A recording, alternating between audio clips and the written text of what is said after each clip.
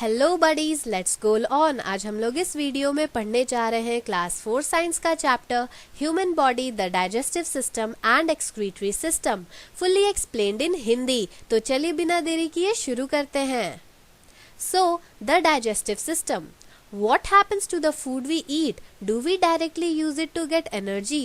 जो खाना हम लोग खाते हैं उसके साथ क्या होता है? क्या वो डायरेक्टली एनर्जी में बदल जाता है? So, the food that we eat cannot be used by our body directly. It has to be broken down into simpler forms and only then can it be used by our body. तो जो food हम लोग खाते हैं उसे हमारा body directly use नहीं कर सकता। ये जो फूड है उसे पहले छोटे छोटे फॉर्म्स में तोड़ना पड़ता है, तभी हमारा जो बॉडी है उसे एनर्जी के फॉर्म में यूज कर सकता है। The process of breaking down of food into simpler substances so that it can be easily absorb by the body is called digestion. तो जिस प्रोसेस से जो फूड है वो छोटे छोटे सिंपलर सब्सटेंसेस में टूटता है ताकि वो हमारे बॉडी से आसानी से एब्जॉर्ब हो जाए, उस प्रोसेस को हम लोग डाइजेशन कहते हैं। एग्जाम में हमेशा पूछता है व्हाट इज डाइजेशन, तो आंसर क्या होगा? The process of breaking down of food into simpler substances so that it can be easily absorb by the body is called digestion. The different organs that help in digestion of food form our digestive system. तो जो अलग अलग organs जो कि food के digestion में मदद करते हैं वो ऑर्गन्स एक साथ डाइजेस्टिव सिस्टम को फॉर्म करते हैं, डाइजेस्टिव सिस्टम को बनाते हैं। ये जो आप पिक्चर देख रहे हैं ये डाइजेस्टिव सिस्टम का पिक्चर है। इसमें कौन कौन से ऑर्गन है? पहला ऑर्गन है माउथ, दूसरा है फूड पाइप, तीसरा है लिवर, फिर है स्टमक, फिर है स्मॉल इंटेस्टाइन, फिर है large intestine, then rectum and anus. तो ये सब जो ऑर्गन्स है ये डाइजेस्टिव सिस्टम के ऑर्गन्स हैं। नेक्स्ट हम लोग पढ़ेंगे organs of the digestive system के बारे में। The process of digestive system has many stages and comprises of a series of organs, namely mouth, food pipe, stomach, liver, small intestine, large intestine, rectum and anus. Let us learn about these organs. तो जो digestive system का process होता है उनमें बहुत सारे stages होते हैं और बहुत सारे organs होते हैं जिनका नाम है mouth, food pipe, stomach, liver, small intestine, large intestine, rectum और एनस। तो इन सब ऑर्गन्स के बारे में अब हम लोग डिटेल में पढ़ेंगे। पहला ऑर्गन है mouth. Mouth is the first organ of the digestive system. The process of digestion begins in the mouth. It consist of teeth, tongue and salivary glands. तो ये जो माउथ होता है ये डाइजेस्टिव सिस्टम का सबसे पहला ऑर्गन है। डाइजेशन जो प्रोसेस है ये हमारे माउथ से ही शुरू होता है। हमारे माउथ में टीथ होते हैं, टंग होते हैं और सलाइवरी ग्लैंड्स प्रेजेंट होते हैं। Teeth help to bite and chew food to break it down into smaller pieces. ये जो हमारे माउथ में टीथ प्रेजेंट होता है इनकी मदद से हम लोग फूड को बाइट करते हैं और च्यू करते हैं और फिर इसे स्मॉलर पीसेस में ब्रेक करते हैं।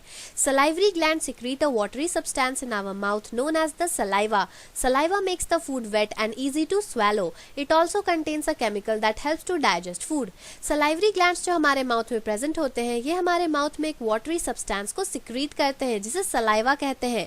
ये जो सलाइवा है ये चबाते समय हमारे फूड में मिक्स हो जाते हैं और फूड को गीला कर देते हैं ताकि हम उसे अच्छी तरह से स्वैलो कर पाए, अंदर कर पाए। सलाइवा जो होता है इनमें केमिकल भी होता है जिनकी मदद से फूड जो है वो अच्छी तरह से डाइजेस्ट होता है। Tongue, the fleshy muscular organ, helps in mixing the food with saliva. It also helps taste the food and push it down our throat. तो जो टंग प्रेजेंट होता है जो कि एक फ्लैशी मस्कुलर ऑर्गन है इनकी मदद से फूड और सलाइवा मिक्स होता है। टंग की मदद से हम लोग फूड को अच्छी तरह से टेस्ट कर पाते हैं और थ्रोट यानी कि गले से नीचे उतारते हैं। हमारा नेक्स्ट ऑर्गन है food pipe. The food pipe carries food and liquid from mouth to the stomach. It is also called the oesophagus. ये जो फूड पाइप होता है ये हमारे माउथ से फूड और लिक्विड को स्टमक के पास ले जाता है। फूड पाइप को ओएसोफेगस भी कहा जाता है। एग्जाम में हमेशा फिलअप्स के तौर पे पूछा जाता है कि फूड पाइप को और क्या क्या कहा जाता है, तो आंसर क्या होगा? ओएसोफेगस। Next organ is stomach. Stomach is a J-shaped elastic bag-like organ where food stays for 3 to 5 hours. It secretes chemicals called digestive juices which break down food into simpler form. ये जो stomach होता है ये J-shaped like structure होता है। ये एक elastic bag की तरह होता है जहाँ पे food 3 to 5 hours यानी 3 से 5 घंटा तक रहता है। Stomach में कुछ chemicals secrete होते हैं जिसे digestive juices कहा जाता है जो कि food को और भी छोटे या फिर कहें कि और भी simpler form में ब्रेक कर देता है। ये जो आप पिक्चर देख रहे हैं ये स्टमक का पिक्चर है। इसमें आप देख सकते हैं कि ये एक जे शेप लाइक स्ट्रक्चर है जहाँ पे फूड 3 से 5 घंटे तक रहता है। Do you know stomach just breaks down food and with gastric juices turns it into a thick paste called chyme. Digestion mainly takes place in the small intestine. Small intestine is around 22 feet long. तो क्या आप जानते हैं कि जो stomach है वो food को तोड़ के गैस्ट्रिक जूसेस की मदद से उसे एक थिक पेस्ट में बदल देता है और इस थिक पेस्ट को काइम कहा जाता है। डाइजेशन जो है ये मेनली स्मॉल इंटेस्टाइन में होता है। स्मॉल इंटेस्टाइन जो है जो हमारे अंदर होता है वो लगभग 22 फीट लंबा है। नेक्स्ट ऑर्गन है liver. It is the largest gland in the human body. It produces bile juice which is stored in gall bladder and helps in the digestion of food and absorption of nutrients. ये जो liver होता है ये हमारे पूरे body का सबसे बड़ा ग्लैंड होता है। इसमें से जो जूस निकलता है उसे बाइल जूस कहा जाता है जो कि गॉल ब्लैडर में जो हमारे लिवर के नीचे ही प्रेजेंट होता है उसी में स्टोर होता है। इस बाइल जूस की मदद से फूड जो है वो अच्छी तरह से डाइजेस्ट होता है और न्यूट्रिएंट्स जो है वो हमारे बॉडी के द्वारा एब्जॉर्ब कर लिया जाता है। ये जो आप पिक्चर देख रहे हैं इसमें आप देख सकते हैं कि ये जो ऊपर वाला पार्ट है ये लिवर है और ये वाला जो पार्ट आप देख रहे हैं ये पैंक्रियाज है। पैंक्रियाज क्या होते हैं? Pancreas also produces chemical called enzymes into small intestine to help in digestion. तो ये जो पैंक्रियाज होते हैं ये भी एक केमिकल प्रोड्यूस करते हैं जिसे एंजाइम्स कहा जाता है स्मॉल इंटेस्टाइन में।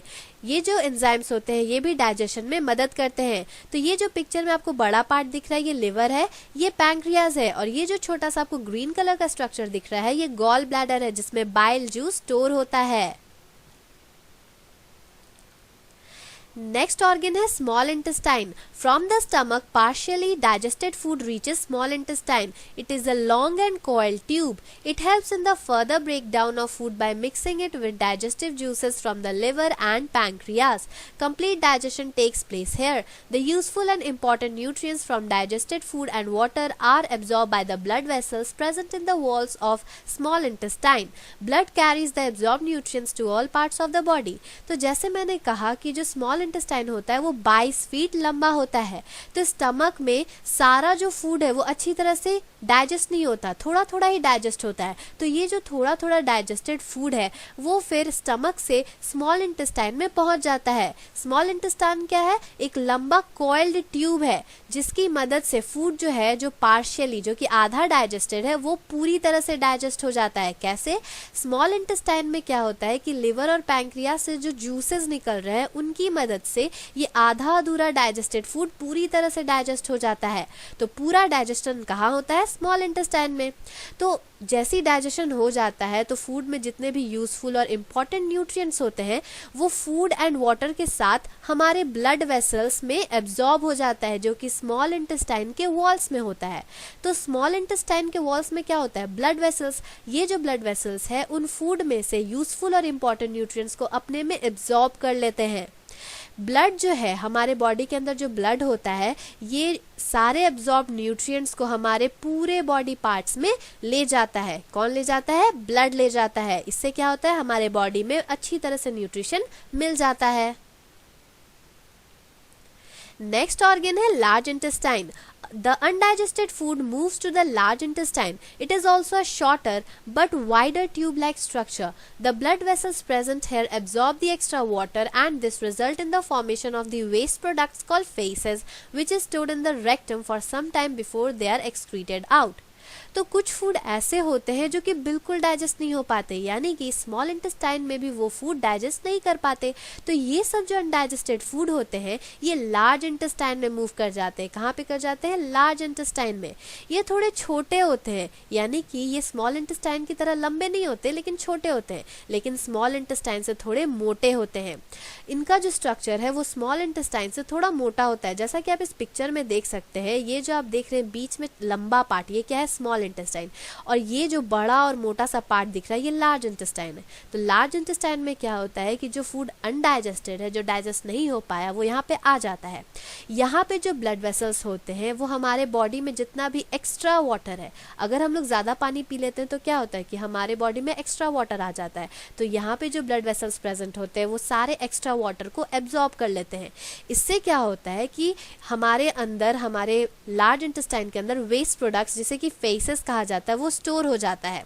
फेसेस मतलब जब भी आप बाथरूम जाते होंगे वेस्ट प्रोडक्ट को एक्सक्रीट करने के लिए, तो जो सब्सटेंस निकलता है उसे फेसेस कहा जाता है। ये जो फेसेस है ये हमारे इस पार्ट यानी कि रेक्टम में थोड़े देर के लिए रहता है, उसके बाद उसे एक्सक्रीट किया जाता है, बाहर निकाला जाता है थ्रू एनस।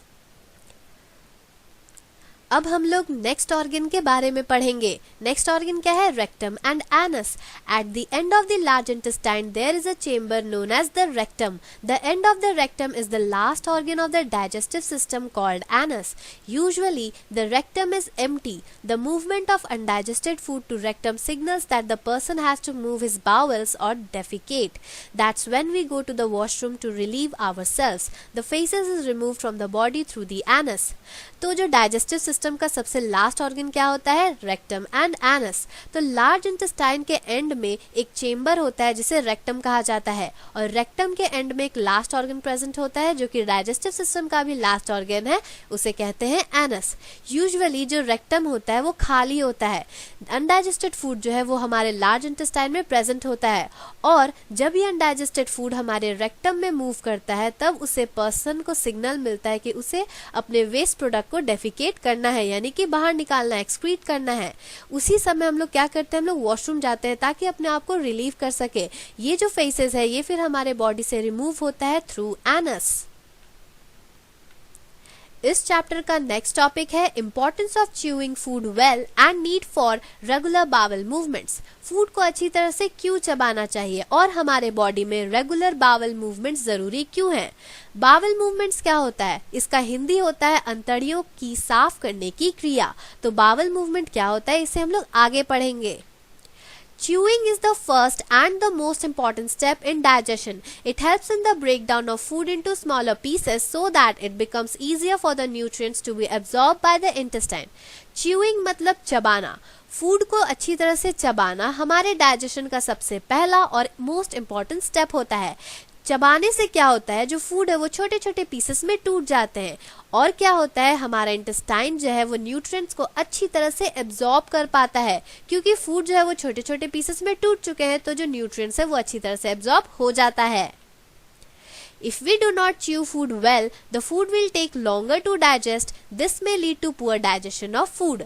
अगर हम लोग खाना को अच्छी तरह से नहीं चबाते हैं तो जो फूड है वो बहुत ज़्यादा टाइम ले लेता है डाइजेस्ट होने में, और इससे क्या होता है कि जो डाइजेशन है वो पुअर हो जाता है, खराब हो जाता है। हमारा पेट भी खराब होने लगता है। हम लोग क्या कहते हैं कि हमारा पेट खराब है, उससे क्या होता है? Poor digestion. The act of passing feces through the rectum and anus is called bowel movement. Bowel movement क्या होता है? जो feces है हमारे बॉडी में, जो वेस्ट प्रोडक्ट है वो रेक्टम से जब एनस की तरफ जाता है तब उसे bowel movement कहते हैं। Regular bowel movement assures good health as it removes waste from the body. Changes in the bowel movement can lead to digestive problems like constipation and diarrhea. ये जो बावल मूवमेंट है ये रेगुलर इसीलिए ज़रूरी है क्योंकि ये इंश्योर करता है हमारे गुड हेल्थ को, क्योंकि ये हमारे बॉडी से सारे वेस्ट प्रोडक्ट को बाहर निकाल देता है। अगर हमें रोज़ यानी कि रेगुलर बावल मूवमेंट अच्छी तरह से होता है तो हमारे बॉडी से सारी गंदगी हट जाएगी और हमारा जो इंटेस्टाइन है, रेक्टम है, ये सब साफ रहेगा। अगर बावल मूवमेंट में कुछ चेंजेस होती है तो हमें डाइजेस्टिव प्रॉब्लम्स होने लगते हैं, जैसे कि कॉन्स्टिपेशन, डायरिया और बहुत सारे प्रॉब्लम्स। तो बावल मूवमेंट भी रेगुलरली बहुत जरूरी है। नेक्स्ट टॉपिक हम लोग पढ़ेंगे नीड फॉर वाटर। वाटर की क्या जरूरत है? Water is an essential nutrient for life. We can't function without it. It is very important for our digestive system. Water helps in absorption of nutrients in the intestine. Water जो है ये हमारे life के लिए बहुत ही essential यानी कि बहुत ही ज़रूरी न्यूट्रिएंट है। हमारा जो बॉडी है वो पानी के बिना कोई भी फंक्शन अच्छी तरह से नहीं कर सकता, या फिर कह सकते हैं कि फंक्शन ही नहीं करता है। ये हमारे डाइजेस्टिव सिस्टम के लिए बहुत ही इंपॉर्टेंट न्यूट्रिएंट है। वाटर की मदद से इंटेस्टाइन जो है वो न्यूट्रिएंट्स को एब्जॉर्ब करता है। Water is also required by large intestine to form feces and to expel waste out of the body. Body flushes out waste in the form of urine and sweat also because of water. Water जो है ये हमारे large intestine को भी ज़रूरत होता है। क्यों? क्योंकि ये feces यानी कि waste product को form करने में मदद करता है और हमारे body से इसे excrete या फिर कहे कि एक्सपेल करने में भी बहुत ही हेल्प करता है।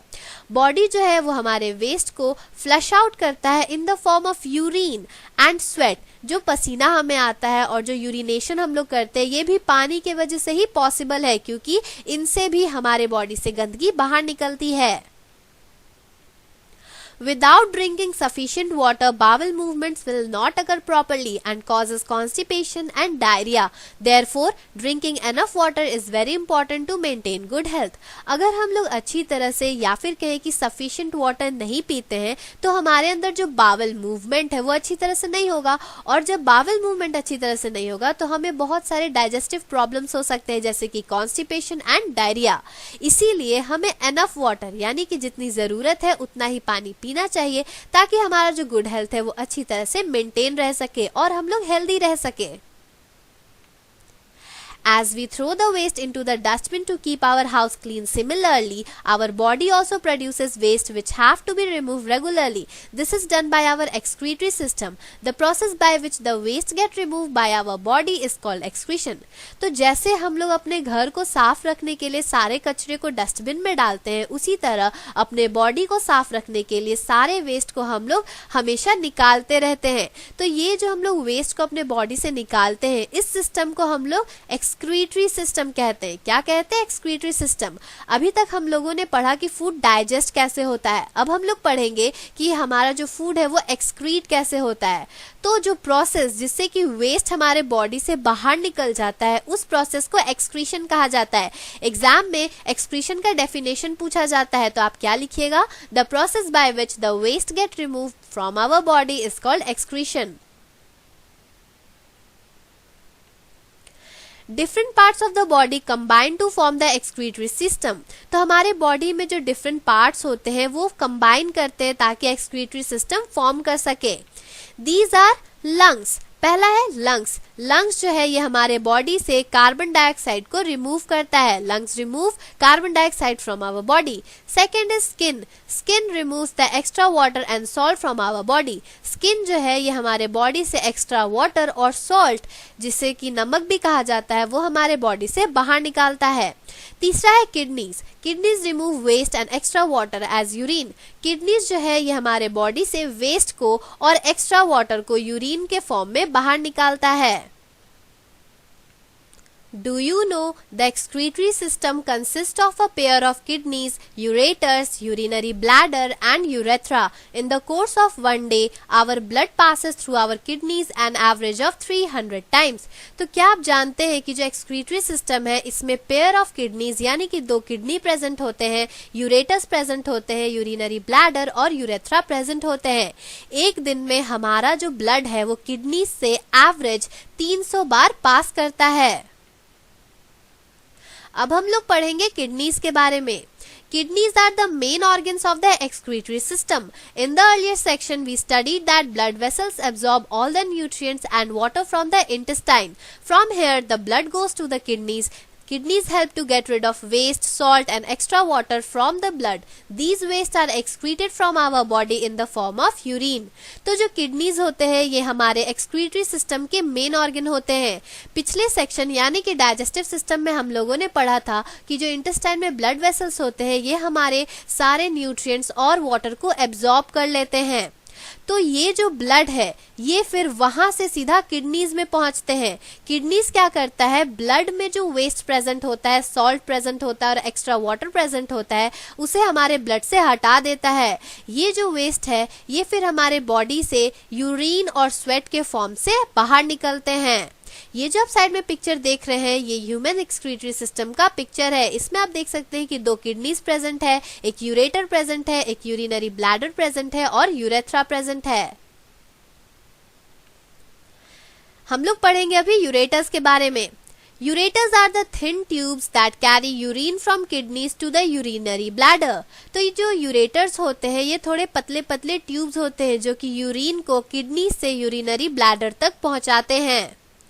यूरिनरी ब्लैडर क्या होता है? Urinary bladder is a muscular organ that stores urine before it is excreted out of the body. तो जो यूरिनरी ब्लैडर होता है ये एक मस्कुलर ऑर्गन होता है जो कि यूरिन को इसे बाहर निकालने से पहले उसे स्टोर करता है. यानी कि यूरेटर से जो यूरिन है वो यूरिनरी ब्लैडर में आता है. यूरिनरी ब्लैडर में यूरिन थोड़ी देर के लिए स्टोर होता है, उसके बाद फिर हमारे बॉडी से एक्सक्रीट होता है. Urethra is the tube which carries the urine from the bladder to the outside of the body. तो यूरिनरी ब्लैडर में जो यूरिन स्टोर है वो फिर यूरेथ्रा जो कि एक ट्यूब लाइक स्ट्रक्चर है वो यूरिन को ब्लैडर से हमारे बॉडी के बाहर निकालता है. नेक्स्ट हम लोग टॉपिक पढ़ेंगे healthy eating habits. Healthy eating habits help in good digestion of food and proper excretion. This keeps our body healthy. Here are some tips to ensure good digestion of food.